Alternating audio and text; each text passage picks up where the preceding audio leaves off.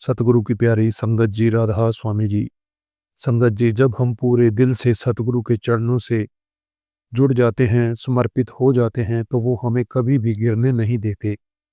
चाहे हालात कैसे भी हों, वो हमारी ज़रूर मदद करते हैं, रक्षा करते हैं।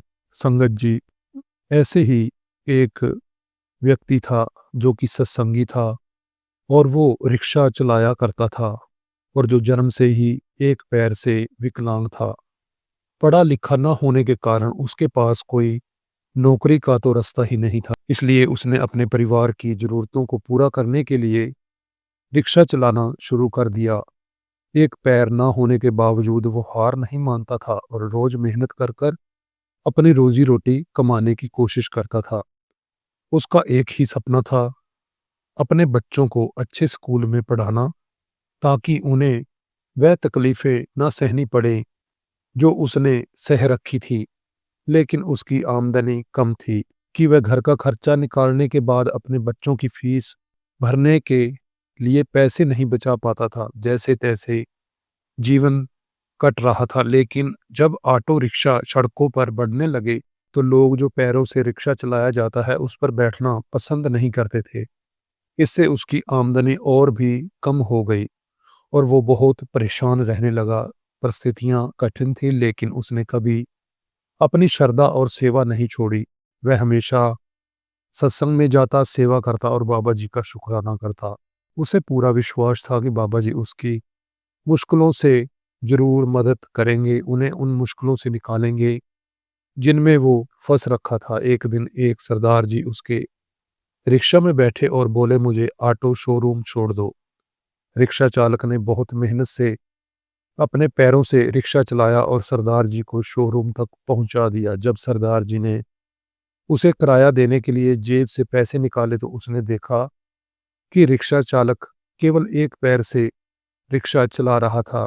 तो सरदार जी ने पूछा, तुम्हें इस तरह रिक्शा चलाने में बहुत मुश्किल होती होगी?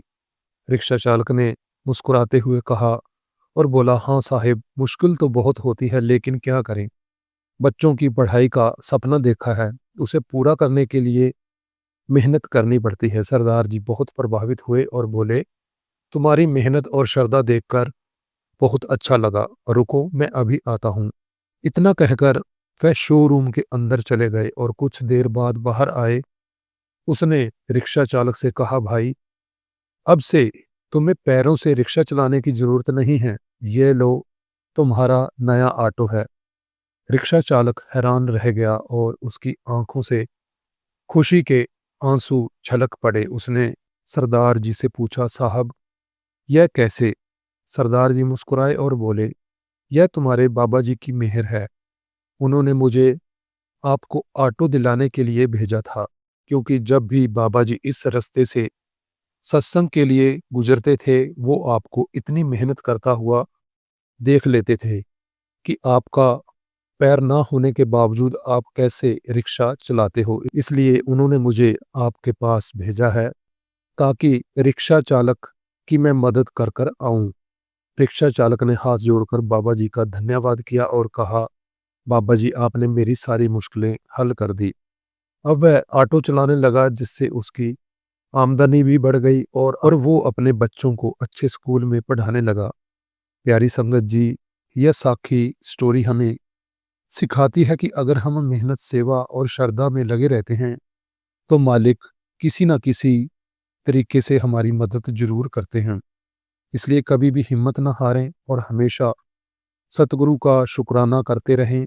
संगत जी, ऐसी ही और साखियाँ सुनने के लिए, बाबा जी की शिक्षाओं के लिए हमारे इस चैनल को जरूर सब्सक्राइब करें। राधा स्वामी जी।